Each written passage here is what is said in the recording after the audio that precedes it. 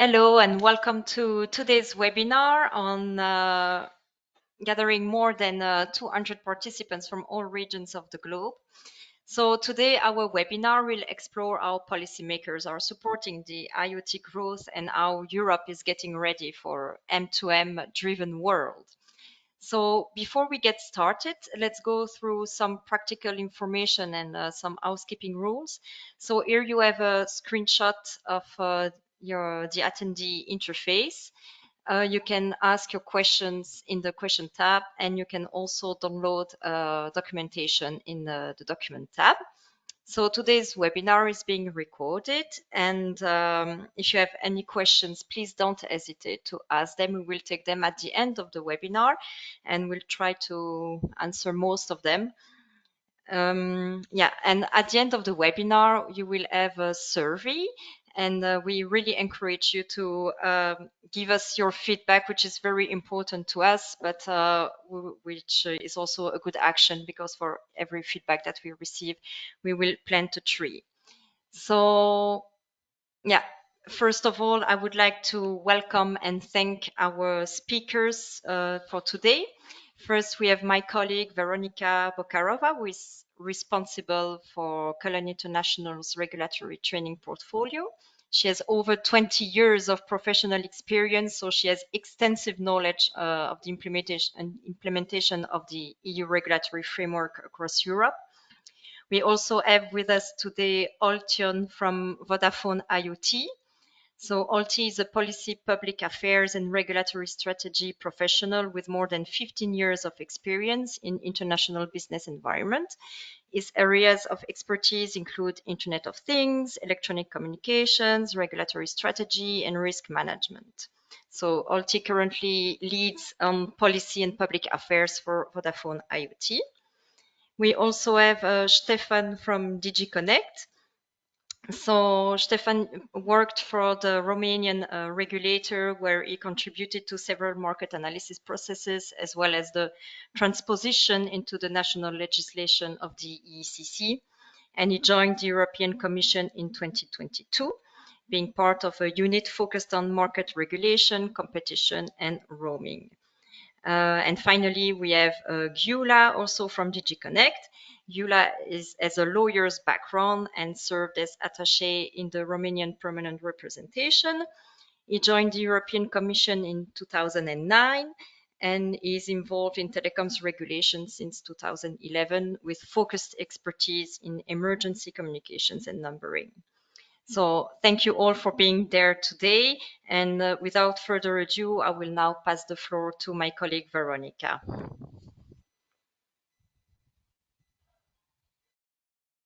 Thank you. Thank you very much, Sarah, for this kind introduction. Just before we start this webinar, I'd like to say a few words about just the background. How did we come up with this idea? And yes, of course, Sarah just reminds me that I also should say about a few words about Cullen International. For those of you who are not familiar with our company, what are we doing? So Cullen International is essentially a regulatory intelligence provider. We monitor and we keep track and report on regulatory practices across the world. Our goal is to explain regulation in a very simple and understandable way for all our clients, and we follow multiple sectors ranging from telecoms, media, digital economy, postal, broader competition law aspects, regulation of spectrum, consumer protections, and most recently sustainability aspects as well. And so one of the most recent researches, and actually one of the most recent business lines that we launched, has to do specifically with Internet of Things regulation. We've launched it just this year, but effectively it summarizes more than 2 years of the research works when we looked at the specific regulatory aspects relevant to global IoT connectivity providers, and we try to keep track of what sort of regulatory challenges global connectivity providers for Internet of Things are facing across the globe. Next slide, Sarah, please.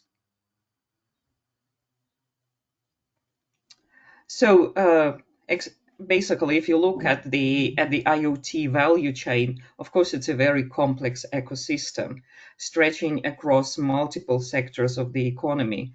And we specifically looked at the connectivity layer, and we looked at the cellular mobile connectivity. So why cellular? Why cellular mobile connectivity? Because you would think that IoT connectivity could be provided over a whole wide range of different technologies and protocols. So including standard cellular mobile technologies, 2G, 3G, 4G, 5G, as well as lower power wide area technologies, but also it could be provided over satellite, over unlicensed frequency using technologies such as LoRa, Sigfox, WISE, or shorter range protocols, Wi Fi, Bluetooth. But the focus of our research over these years has been specifically on cellular IoT mobile connectivity. And if we look at the recent data provided, for example, by Ericsson or forecast by IoT Analytics, they report that cellular IoT connections by the end of 2024, they surpassed 4 billion, and they currently represent over 20% of global overall IoT connections. So, and of course, with global deployments of 5G, we expect that share to grow. That's why we specifically wanted to address the issues which are relevant for global IoT connectivity providers over cellular mobile technologies such as Altis, Vodafone Company, and others. Next slide, Sarah, please. So our research has focused on 65 countries across 5 regions. So Americas, Africa, Europe, Middle East, and Asia Pacific. And a few words just about the specific topics that we looked at. Next slide, Sarah, please. What are the key topics we try to look and to trace across those regions? First of all, it goes without saying that for cellular mobile connectivity, in order to provide global business case, global connectivity on global basis, permanent roaming remains a prevailing solution. So we look specifically on any regulation that possibly applies to permanent roaming, including the restrictions, any possible restrictions in terms of either in terms of duration or in terms of on the use of extraterritorial numbering resources such as non-geographical numbers from other countries or, for example, non-geographical ITU assigned global ranges. We looked at the authorization requirements that could potentially apply to global IoT connectivity providers, different type of licensing obligations or registration obligations. And last but not least, we also looked at this SIM card registration requirements, which in many regions are also known or broadly referred to as KYC, know your customer requirements, including different type of identity verifications mechanisms, data retention requirements, and so on. Next slide. And so, not surprisingly, the research also revealed the huge divergences across regions. On permanent roaming, for example, in Europe generally, permanent roaming for IoT M2M as such is not regulated. Moreover, it stays outside of EU roam like at home regulation, outside of EU roaming regulation, which specifically intended to address occasional roaming. And but the market players, they are generally free to negotiate agreements on permanent roaming on commercial basis. Whereas in other regions, of course, there are different angles to it. Some countries, some regions, they impose time limits on permanent roaming. In some regions, it's explicitly prohibited, and there are also specific. Sometimes there are specific notification, approval requirements if you intend to use international numbering, global numbering, or numbering from other regions for global IoT. various type of restrictions. In other words, authorization requirements, they also tend to vary greatly. There could be different type of licensing authorization frameworks for different type of providers across their entire IoT value chain, meaning not just the connectivity providers are subject to specific authorization requirements, but any player, including, for example, IoT service providers, IoT OEMs offering IoT connected devices. They could be subject to different type of authorization or registration requirements. Also, there could be various type of local presence or legal establishment requirements.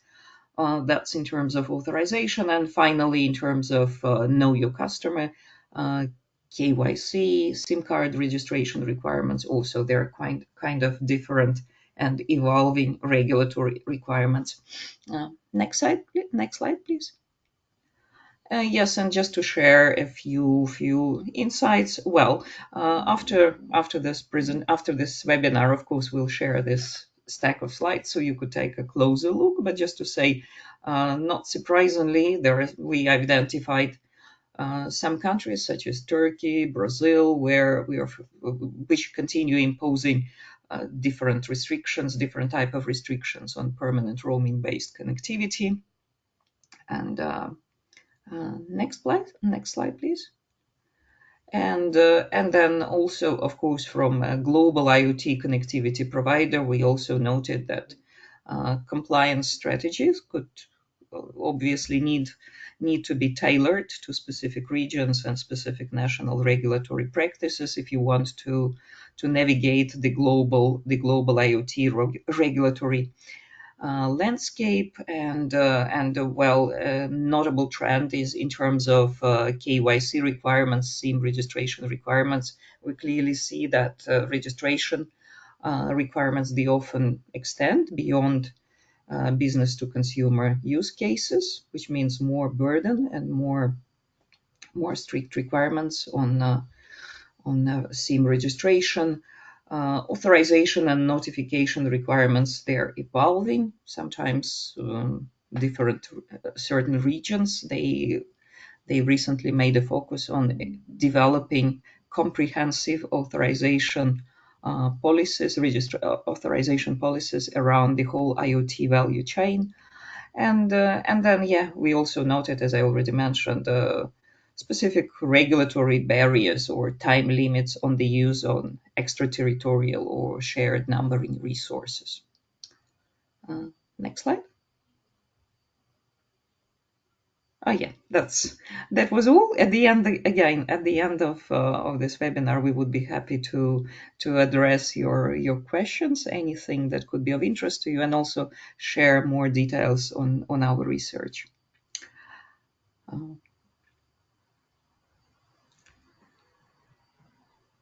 Sarah?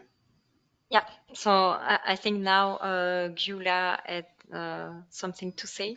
Yes, maybe just to say yes. So just before I pass over to our next speakers, I'd like to say a few further words. So in addition to this research that has been done by Cullen International on IoT globally and effectively resulted in our new regulatory intelligence practice, we also would like to flag that this year, European Commission will present will report on the review of the EU regulatory framework for roaming, of the EU roaming regulation. We're anticipated this summer, which is of course relevant in the context of roaming-based cellular mobile IoT connectivity.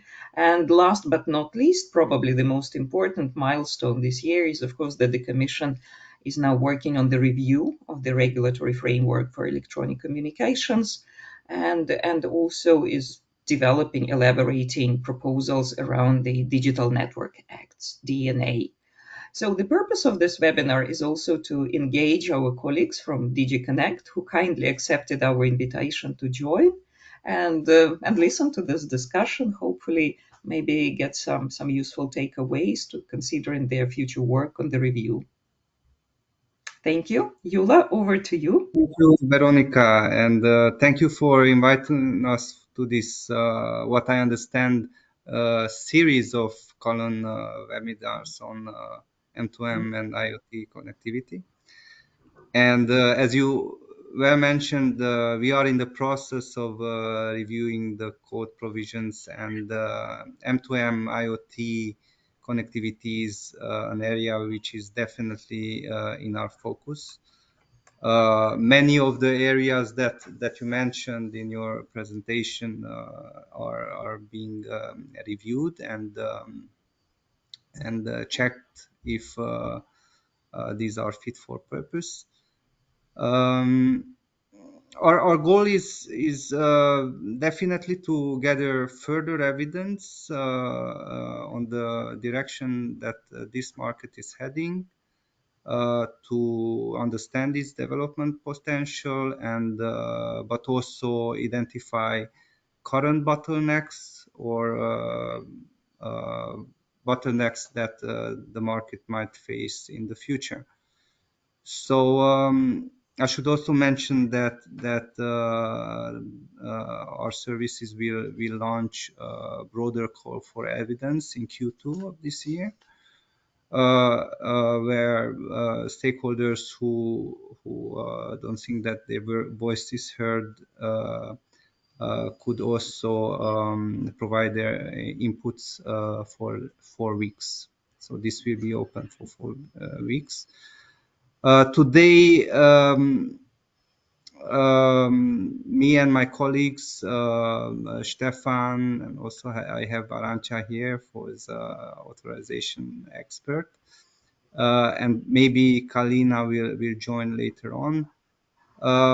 We are interested in hearing your views, also the audience's views, and to gather as much evidence as necessary to propose future-proof rules that I'm sure you are expecting from the European Commission. So in this process, understandably, our views being under constructions, in some respect, we are limited to express them. However, we are happy to ask together with you the right questions to which we hope we will give the right answers in the legislation that is being prepared. Thank you, thank you, thank you, Yula. Vodafone IoT actually provided some reflections shortly after the European Electronic Communications Code entered into force in 2018. And I would just like to give the floor now, the screen, to Oltion Jizu, who was one of the authors of the white paper reflecting on Vodafone suggestions on how the regulatory framework could be improved in order to make it more suitable for global IoT providers.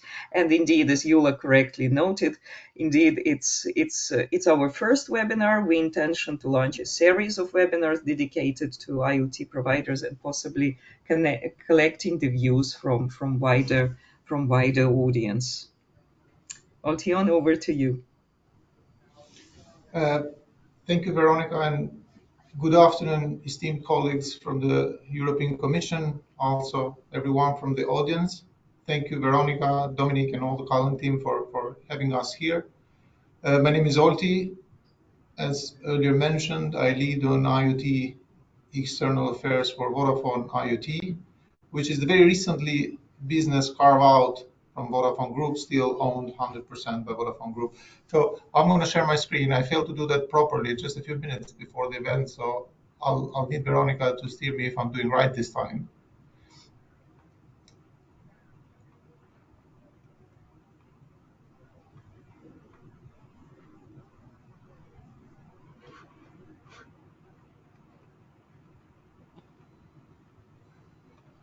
Is it coming up yet? No, you stopped sharing. You relaunch sharing, and now, yes, that's the button. That's the correct one. Yes. Yes, perfect. We see your slides perfectly. Fantastic. So today I would like to focus my introductory note along 3 main questions. which I hope will support our conversation to be relevant and effective for all the participants in the panel, but also the audience. And a few years back, as we were promoting our consumer IoT, and Veronica, you mentioned it, that we did some policy work back then, we were trying to promote our consumer IoT portfolio across like-minded policy forums, discussing all the sorts of opportunities and challenges. There was one simple example, or call it a question if you like, that would help us kick off a conversation. Why is it that a simple fridge can move freely across the single market, but if you try a connected one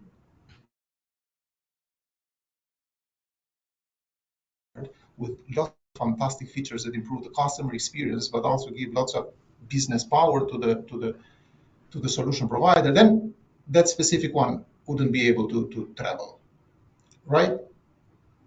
So Olti, I'm sorry to interrupt. We lost your slides.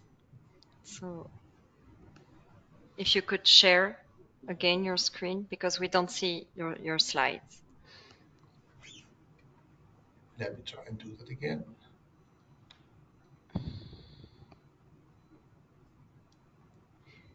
Yeah. Technology.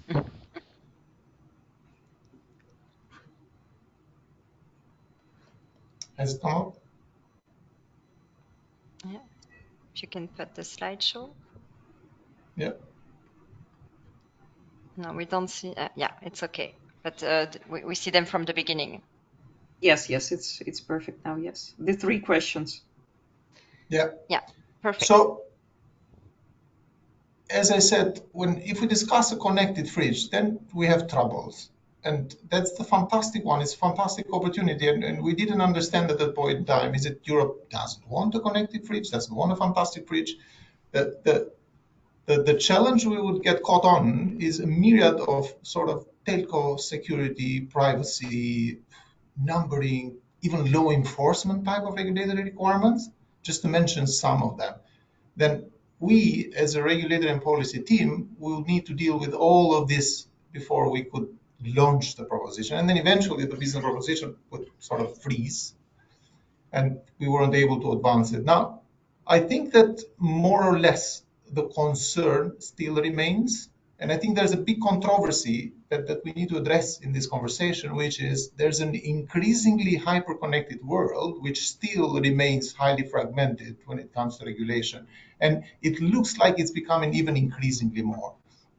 Now, it was only coincidentally a week ago that we announced that we have connected the 200 millionth IoT SIM card, out of which, by the way, 25% of them are located in Germany. And I remember the first IoT device, which goes back in 2009, was an in-car window screen mounted navigation unit.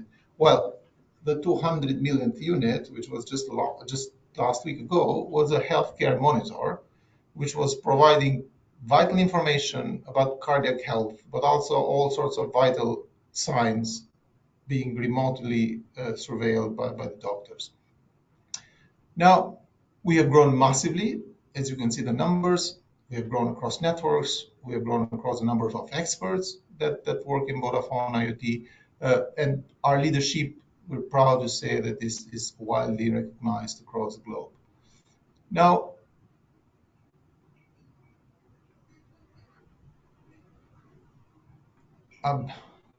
Okay, Olti, I can share your slides. Don't worry, and you just tell me when to go to the next. yeah, let's go to the next one. So I've brought in the next slide, which is going to pop up in a second, three specific use cases given their relevance to the conversation. And we're proud to say that we've been working together for several years to deliver against the European strategic ambition. So on the first one, you'd see a use case with regards to manufacturing and Industry 4.0.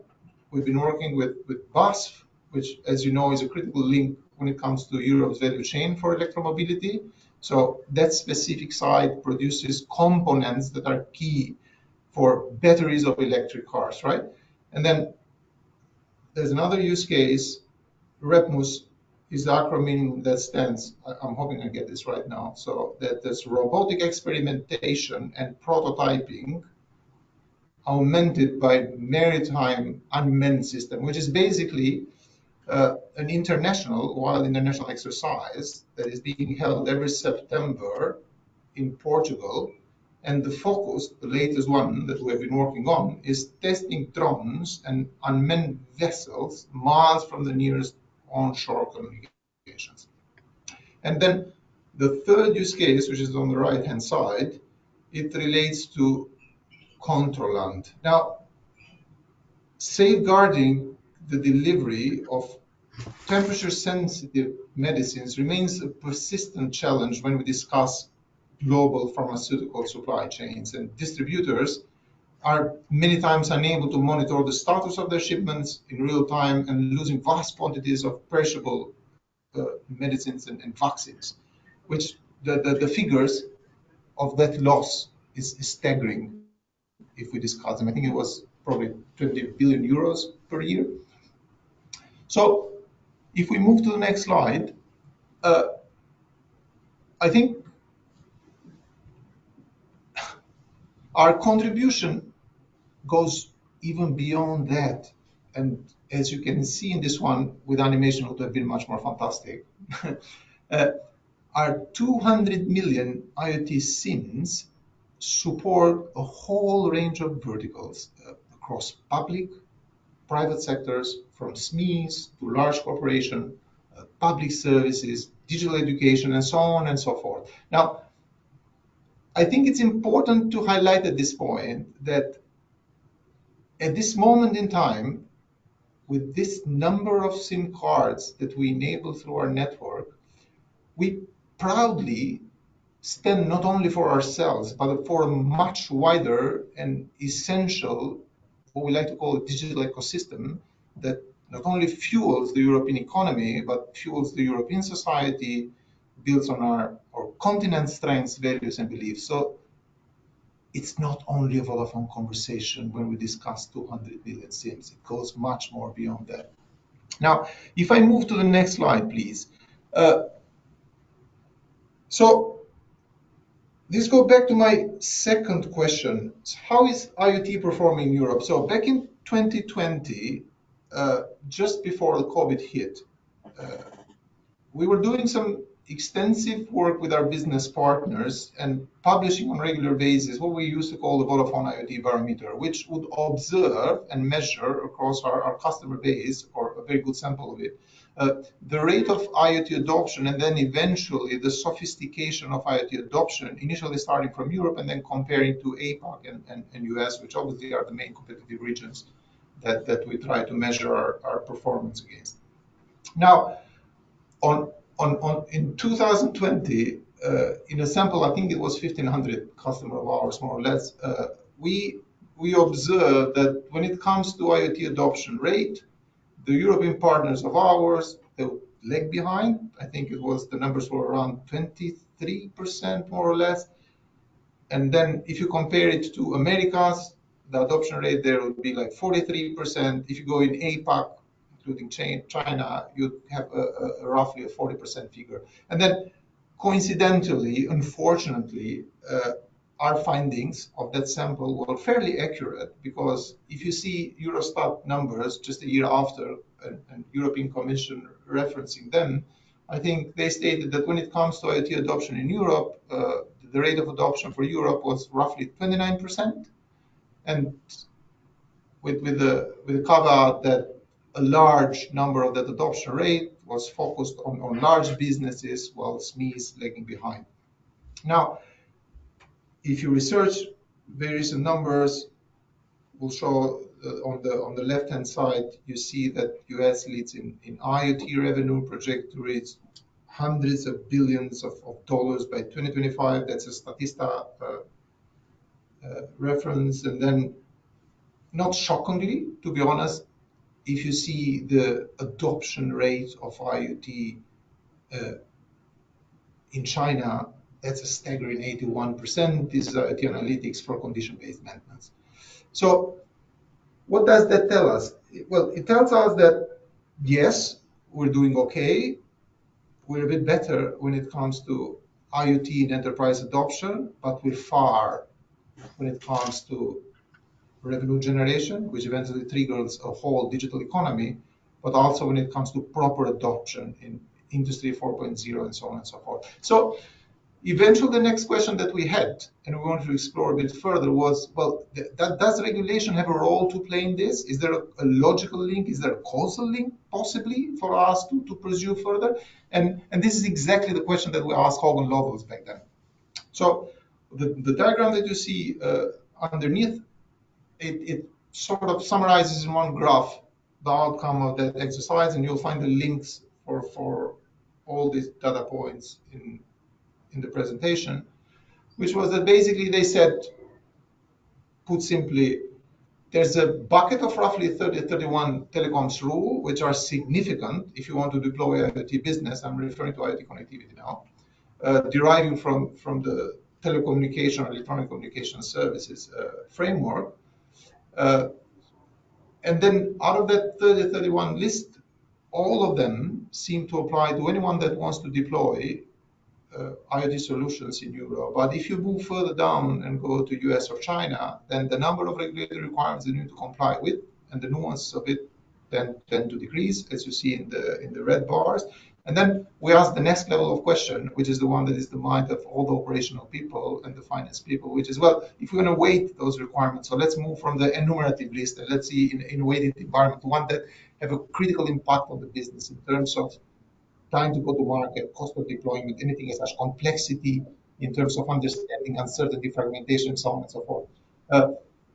Is that still the case with Europe sort of unfortunately leading the pack in terms of number of rules and requirements? And then the answer was yes, and that's the green bar. So they selected, I think, 5 out of that list, which were the most burdensome type of regulatory requirements, or the most complex, or that they would require more time to deploy. And then again, Europe would be at the top of that list. So yes, apparently regulation matters in these types of conversation, and we believe that there's a causal link as well to how we are performing in terms of IoT adoption and then eventually of sophistication. And if we move to the next slide, please, of illustrative example, which I'm quite sure that probably everyone in the audience is quite familiar with, because emergency calling as a mandatory feature in cars post 2018 has been in the headlines in the last year or so. So just to bring this as an example, what it means for us, this is a classical example where regulation has not kept up with the pace of development in the IoT space. And eCall is a classical IoT use case in the automotive sector. So you know that it blocks exclusively the 2G spectrum, so 900 and 1800, depending on the country that we're using eCall, which means that if that specific regulation would have been tech neutral, we would be able to deploy that spectrum in a wider plethora of use cases that I mentioned earlier, and obviously contribute also to the sustainable development goals, as you can see in the slide. And when it comes to spectral efficiency, that means that we'll be able to have 20 times spectral efficiency if we were to use the spectrum across the range for all sorts of use cases, rather than block it. In other words, you suggest phasing out the legacy technologies and moving over to more efficiency 4G, 5G. Exactly. And this is what it means for us and the wider ecosystem to deploy. And then you see a number there when it comes to the cost, what it means for a connectivity provider as us in terms of cost of maintaining that legacy type of solution. Now, there are lots of conversation ongoing in there, but this is just to give a size of the problem. And I'm referring only to one use case where the regulation does have an impact. As a call, yes, yes. So if we move to the next slide, I think this is the third question that I would like to leave the audience and then the commission to reflect on. So in our view of the world, how should we move forward? I think there are 3 areas where I think we should be doing more, because the policy perspective and the strategy, we don't think it's there yet. The first one is to prioritize it, to prioritize IoT connectivity. I think it's time for us to have the conversation about bringing IoT connectivity back in the agenda. So we have been closely monitoring the state of the union and then the action plan on a regular basis of the European Commission. And unfortunately, we see that IoT connectivity has dropped off the agenda for the last 3 to 4 years, especially post-COVID, where we thought that IoT played a significant role in terms of resilience of the continent. BEREC, as you rightfully mentioned, the last report of theirs backdates in 2016. We were hoping that in the forum in April, IoT would make it as a priority topic. It didn't. It was deprioritized again. We've seen some initiatives, sporadic initiatives at the country level. For instance, Greece launched their consultation about the national strategy of IoT, which is fantastic. We welcome that. But I think that if we have European Commission sort of setting the tone from the top, it will help a lot us, but also the member states, to steer in the right direction and dictate the speed of execution, the speed of travel. So that's point number one. Point number two, you mentioned a lot, you have lots of details, so I'm not going to focus on that. We just modernize the legislation. There are lots of inconsistencies, lots of incoherencies across the legislation. The way we like to look at it is, firstly, we need to bring the legislation up to speed. We're still trying to navigate the legislation that was built for personal.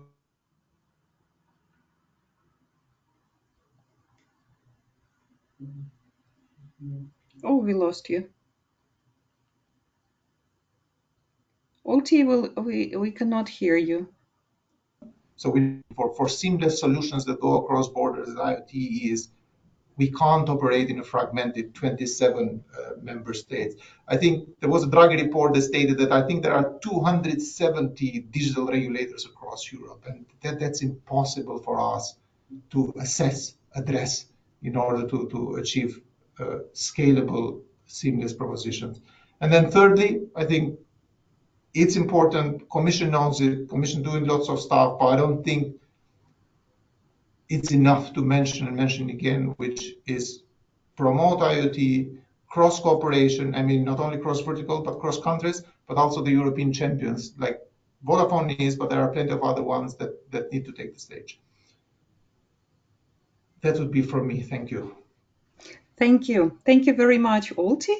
It's an excellent background to our discussion, because for the next 20 minutes left of this webinar, I would like us to specifically focus on some of those aspects where, in our view, as also illustrated by Cullen International IoT research, indeed, the fragmentation and different national approaches been particularly evident, as illustrated by our research, and potentially indeed could present a significant barrier for IoT connectivity providers willing to offer their services on cross-border basis. So first thing first, I would start with perhaps with a very simple aspect as an authorization regime. I also see that question was already brought mentioned in our chat. I believe, for just to recap for non-European audience, indeed, in Europe, we no longer have single licenses, individual licenses regime in general, unless you use spectrum or numbering resources, then you need, of course, a specific authorization. Otherwise, it's a general authorization regime, and we're going to discuss that in a minute. But just also to remind that in the context of the European Electronic Communications Code, we do not find a generic IoT definition. We do not find definition of IoT connectivity as such. IoT policies of the European Union, they indeed stretch across multiple sectors. We find them across multiple vertical sectors, such as automotive, healthcare, many other aspects. But when it comes to the regulatory framework for electronic communications, it focuses on the M2M connectivity component as the element, we could refer it as an element of IoT value chain, obviously. And in this context, it's being defined as services consisting wholly or mainly in the conveyance of signals. And as you can see, with increasingly complex business models, with increasingly complex ecosystem and different type of actors being engaged in delivering IoT solutions, it's very often the interpretation of which of the providers, which of the actors in the value chain is actually delivering that M2M connectivity component, and therefore should be subject to the national general authorization requirements, could be also free to interpretation. Our research identified that approaches sometimes are somewhat inconsistent across EU member states. So in some countries, the regulators, they just look at the nature of the provider and say, if you are by definition, if you are a telco operator such as Telenor, Vodafone, then you, by default, your main service is connectivity, so you're bound to be subject to national general authorization with attached notification requirements. On the other hand, if you are an OEM, then you might be exempted because it's not being seen as your core business, although you may actually be reselling the IoT connectivity for your customers. Some countries apply, they look into the underlying contractual relationship. So you're only subject to general authorization requirements in a given country if you have contracts, either in B2B or B2B2C scenario use cases. Then if you have contracts with national end users or national businesses, then you are subject to notification. Otherwise, if you operate under some global contract, then you are not. And finally, some regulators, they stick to case by case approach and then just simply consider what is the role of connectivity, what is the value of connectivity in this whole as the part of the overall revenue in this whole more complex IoT value chain. And coming back to where we started, since we focused on global IoT connectivity providers, my question then is there a way to somehow harmonize these general authorization requirements for cross-border IoT connectivity providers?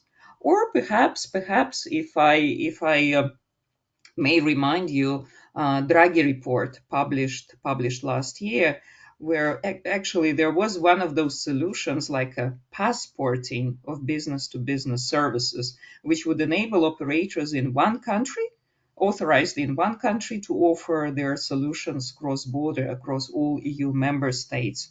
So in other words, for example, based on country of origin principle, you just get authorized in one of the EU member states, and then you can offer similar connectivity services across all EU member states.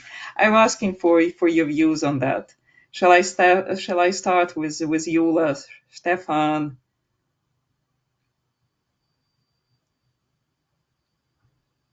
What's your views? I know you cannot possibly expand, but just and Thank I you, know you are not in a Veronica. position. Yes, I'm also joined by my colleague Kalina Welcome, Dimitrova, who Kalina. Good to see you. most of you know. And yes, I would give her the floor in this specific topic. Yeah.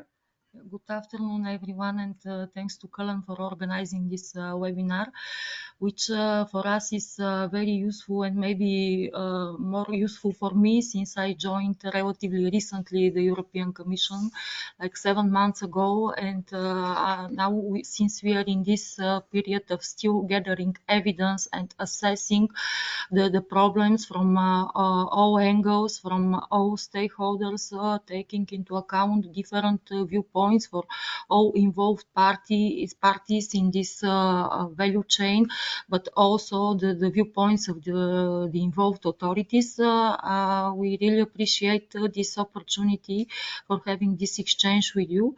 As you very well described, Veronica, actually the code, the European Electronic Communications Code, gives this flexibility as regards the general authorization. So countries have this possibility to decide how to do, whether to implement it at all or not, in terms also of the notification requirements. The notification is like the maximum one that can be required from different categories of providers.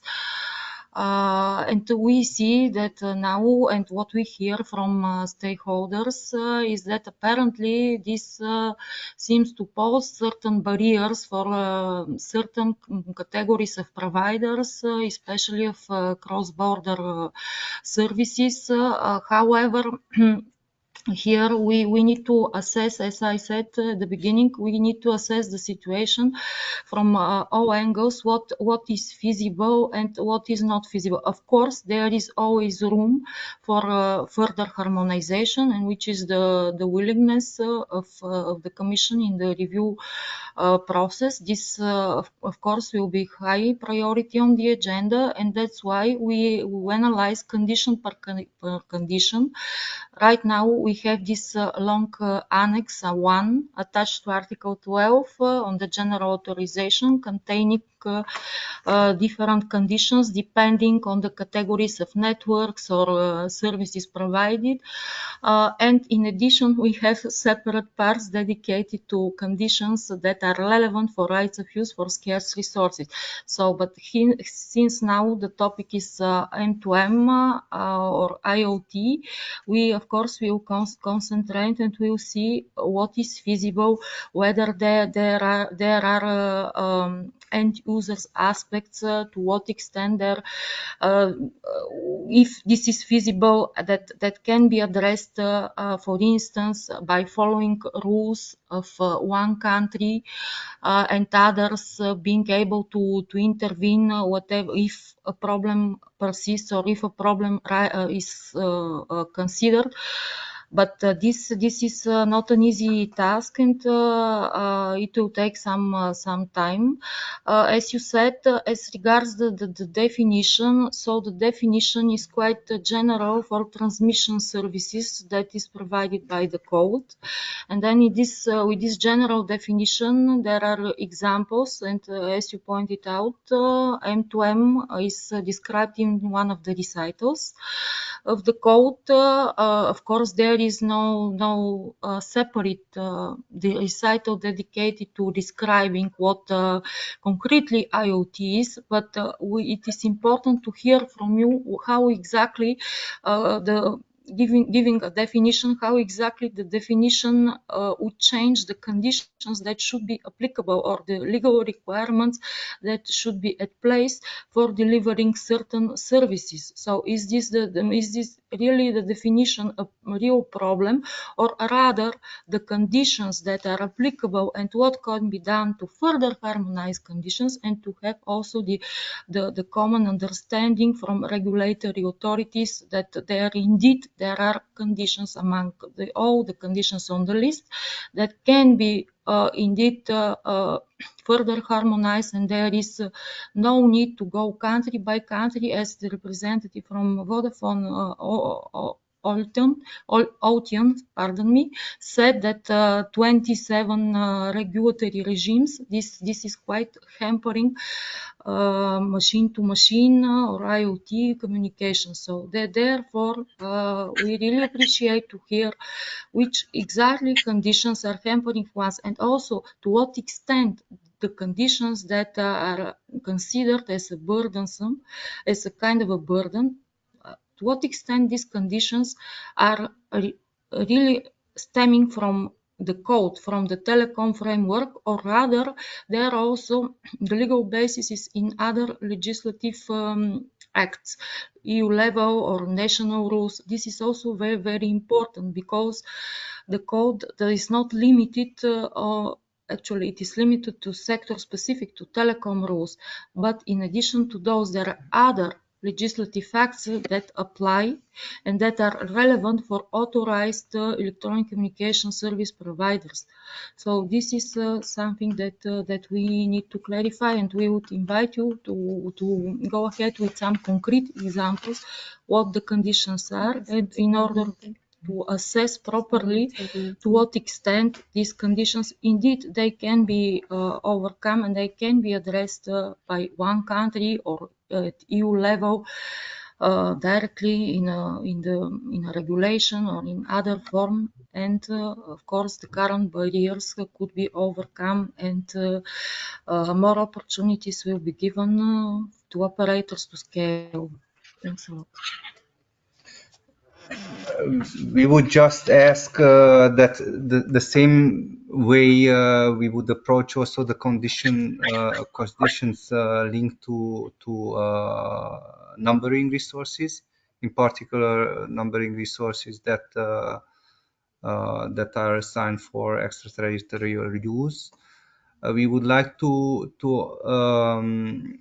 receive evidence also from member states to understand how what is their experience of monitoring these conditions, and whether those safeguards that are laid down in Article 94, also using BEREC as a platform of cooperation, those were used in order to so that whether there were incidents where enforcement of consumer protection rules were necessary. So, and then my colleague Arantxa would like to add as well. Just to add to Kalina and to Julas, a little note on how to look at this general authorization from a substance and from a procedural point of view, because there is also the question of whether we are looking at further legal harmonization, or whether we are also focusing, or should we focus, as also is part of our mandate this time around, on simplification. So there are a number of things that may not require so many legal changes, but could actually be solved through a simplification of procedures, and that simplification, how could be achieved, and where it will be the elements that actually will add a value added to this process. So that's a bit what I would like to also address. Thank you. Thank you. Thank you. Olti, would you like to react to that?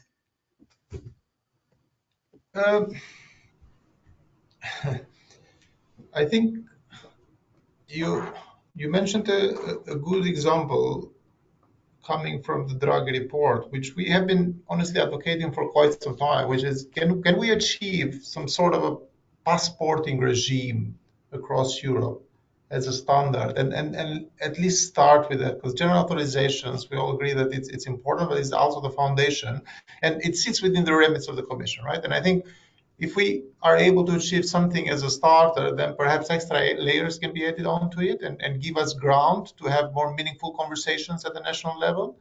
And it might be a country of origin approach. It might be a passporting one, meaning that you get an authorization in one country, and then you pursue service provision in other countries, but always abiding with the legislation in other countries. And Veronica, we had another conversation where you rightfully mentioned that, well, the use of extraterritorial numbers is sort of a midway, a starter of a conversation, where we're sort of acknowledging, formalizing that there is a way of passporting that right to use that specific numbering range. Now, I think it is a good example, the use of numbers extraterritoriality on extraterritorial basis, but we also need to be mindful that if you read across, I think, almost all national legislation across Europe, when we discuss extraterritorial use of numbers, they are always assigned on exceptional basis, which means that they are an exception to the rule. And if we are to launch 100 million SIMs, there's a bit of a conflict, a conflict in principle with that, right? And I'm sure probably this is a concern shared by other connectivity providers that perhaps are in the audience, perhaps aren't. So fine, the direction is okay, but we need to get it right, because the amount of IoT devices in home at large scale, it does exceed the understanding and the foundations of how that rule was initially designed. Because if we're talking exceptional basis, and if we're talking this size of numbers, the two don't match. Mm-hmm. Mm-hmm. Thank you. Thank you. For the sake of time, I think yes, I had in mind to bring up the topic of numbering, but Olti, you brought it up already, very rightly so. And indeed, the intention with having extraterritorial numbering resources for M2M cross-border services was indeed to encourage this type of services. I see in the chat comments from Telefonica that these rules have not been necessarily consistently implemented or transparently implemented across member states. So we also saw for the Commission perhaps suggestion to look again at it also was one of the Vodafone's comments in their white paper to look more in how those cross-border resources are being deployed and implemented, including also the ITU assigned global resources, because there was little transparency and sometimes operators in some countries simply do not let this traffic through. But so it's definitely should be one of the topics on your agenda. But I think one of the important topic for global IoT providers, pan-European IoT providers, is that of roaming. And as we all know, permanent roaming, which has been the main vehicle for many global IoT connectivity providers, enabling them to offer their services cross-border. However, just as a reminder, it's completely out of scope of the EU roaming regulation, and we have very divergent views depending on whom you ask. Some global large players, they argue that permanent roaming for M2M currently could be negotiated commercially and it should stay so. Some other players, they argue that it's extremely difficult, smaller players in particular, MVNOs, they're arguing that it's extremely difficult for them to negotiate permanent roaming for M2M. And I'll take this opportunity to ask Stefan now, what's your views on that? What's the Commission views on that? Are you going to revisit the aspect of permanent roaming in the forthcoming review? Thank you, Veronica. We are looking into this aspect. I mean, we are assessing the views of the various positions expressed on this, and also we are gathering information, the relevant information, also from BEREC. But for the time being, we don't have a decision on this one, but it's clearly on our mind to have it in our close assessment. It's important to say that okay, positions are expressed differently, but important to point out that we have been reported as also to some MNOs refusing to provide access for permanent roaming. I mean, this doesn't seem to go in the direction of the roaming regulation. I mean, leaving the permanent roaming agreements to the commercial negotiation was not meant to prevent the conclusion of these roaming agreements. So it's something that could worry us, but yeah, we as we said, we are still gathering information and trying to see what is the best approach, because both parties have interesting arguments on their side, and we need to balance them. Sarah, I see where time is nearly up. Can we still get a few more minutes to wrap up? Yeah, no worries. It will not switch off Okay, anything. Don't worry. okay. You can go So over I'd time a like then little bit, not too much, to of hear course. from Olti, if you have any comments on permanent roaming. Once he stops. I think Stefan might know our aligned view as an industry quite well by now. We have always been of the position that the roaming regulation as a starter, the rationale behind it was to protect consumers from bill shock and anything as such. So as a starter, I don't think it's fit for purpose when we discuss M2M type of connectivity, but also the specifics of it in terms of the size of the data that are being transmitted, which is limited, the periodicity of it, and the charging model, and so on and so forth. And in our understanding, the market has been working quite well, and the numbers supported in terms of agreements that are being signed, in terms of IoT devices that are being introduced in the market, and how it's picking up pace. So We have been closely monitoring the direct fact gathering exercise, and we're looking forward to European Commission initiative in this space, and we certainly will contribute to that conversation. Thank you. Thank you. Sarah, do we have time for one more question before we wrap up? Yes, of course. I sent you Yeah. the question. Yes. So another aspect I wanted to bring up also during our today's discussion is, of course, switching, number portability and broader switching requirements, which is again, if you look in the context of Article 106 of the European Electronic Communications Code, it applies to any provider using numbering resources from the national numbering plans, including IoT connectivity providers, M2M connectivity providers, although the intrinsic value of those numbers could be very limited because the numbers as such, they have little value to end users.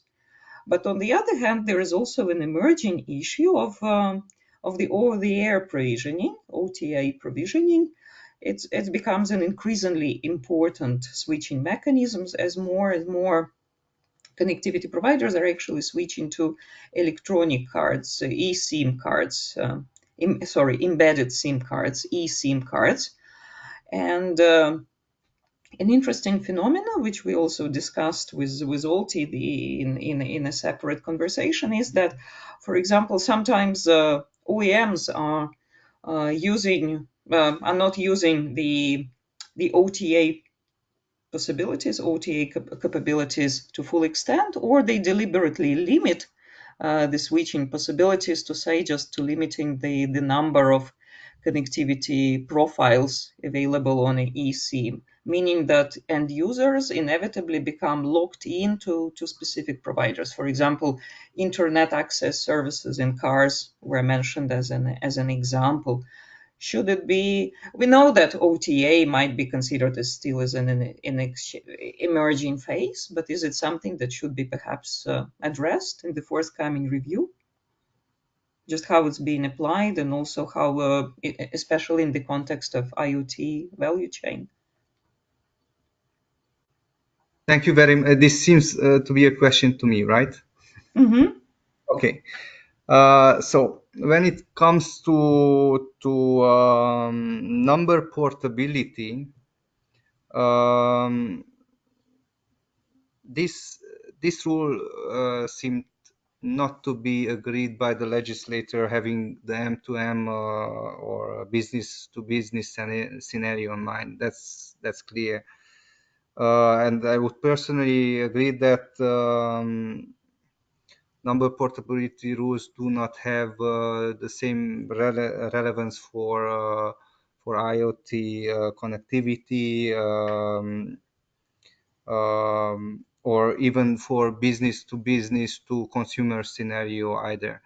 But when it comes to over-the-air provisioning, although it's mentioned in relation to numbering, it brings value when it enables switching of the connectivity provider, and basically avoiding the lock-in that might Indeed. Indeed. Mm-hmm.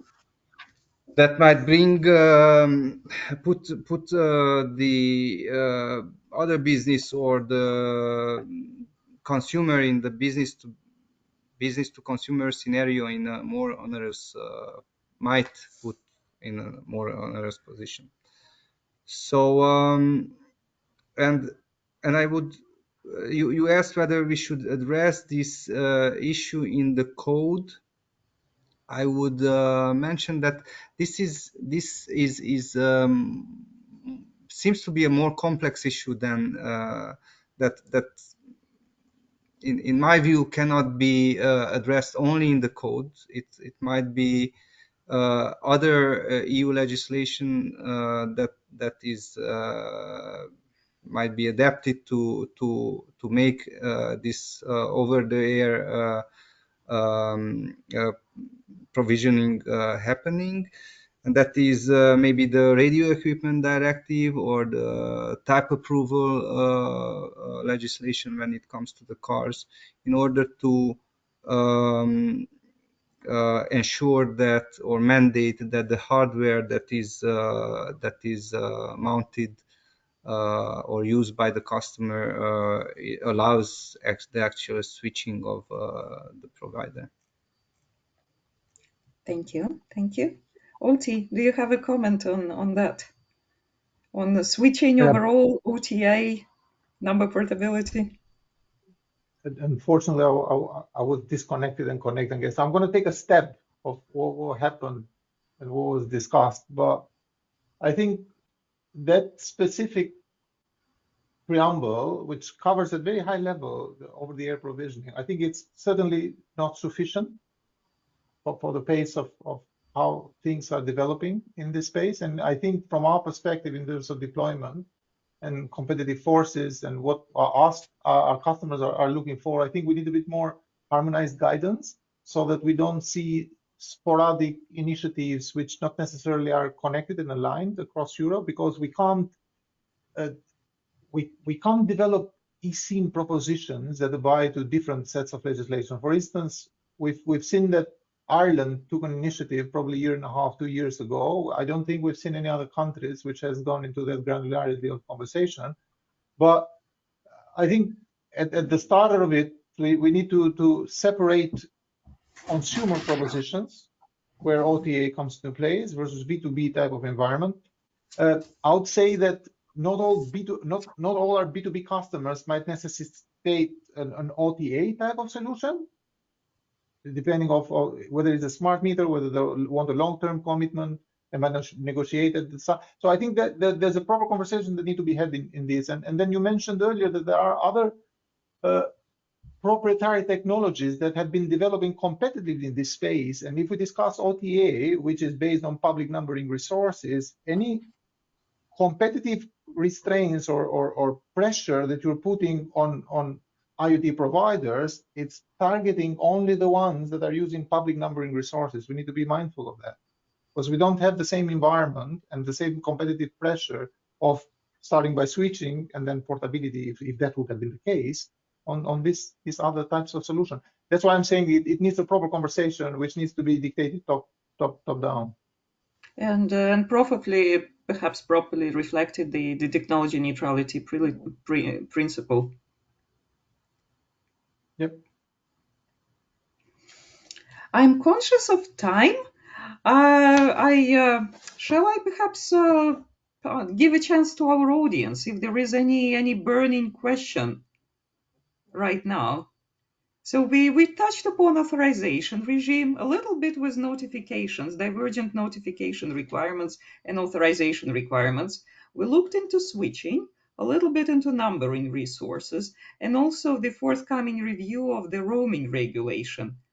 Any comments on either of these issues, or perhaps anything for us as a suggestion to address during our forthcoming webinars, and also for colleagues from DG Connect perhaps to look at during the review of the regulatory framework?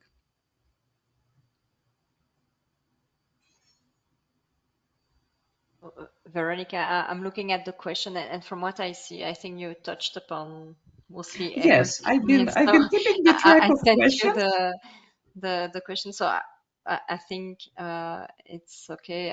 When I look at other questions, they are very specific, so maybe we can check them later and go back to participants who asked those questions. And yeah. So we just as a reminder, our next webinar is scheduled on 27th of May. We will have the chairman of BEREC, Robert Morik, and we have colleagues from Transatel and Telenor Connection joining us for the webinar. So we'll definitely continue discussing these and perhaps other relevant issues, again, from the perspective of IoT connectivity, still again in the European context. And then possibly for next webinars, we'll move a little bit more into expand the scope a little bit more globally. And in the meantime, Sarah, I hope you wouldn't object if we also take the opportunity to invite all the participants just to forward us, even after that webinar, to forward us their questions. Of That we course, could I possibly was going to say that if there are any questions before the second part of this webinar series, well, don't hesitate to send them by email because yeah, they will inspire us for sure, and we will try to answer when we can. Just some last important information. So when you leave the webinar, there will be a feedback form. If you could quickly fill it in, it's 30 seconds maximum. It helps us a lot. And also, we will plant a tree for each feedback we receive. And as Veronica mentioned, so next meeting on IoT will be on 27th of May, and we hope to see you all there. And yeah, and thank you to all presenters, and thank you, Veronica. And yeah, that's it for me. Thank you. Thank you, Sarah, for hosting us. And thanks again. Thanks to Yula, to Stefan, to Kalina, to Arantxa, to Oltion for joining our discussion, for sharing your views. I hope it's just a genuine opening of the debate, which is to be continued. And I hope it also brings some useful input for your continuing work on this. Well, see you on 27th of Thank May. you very much, Veronica and Oti. Thank you. Thank you. Bye. Bye. Bye. Bye. Bye. Thank you. Goodbye.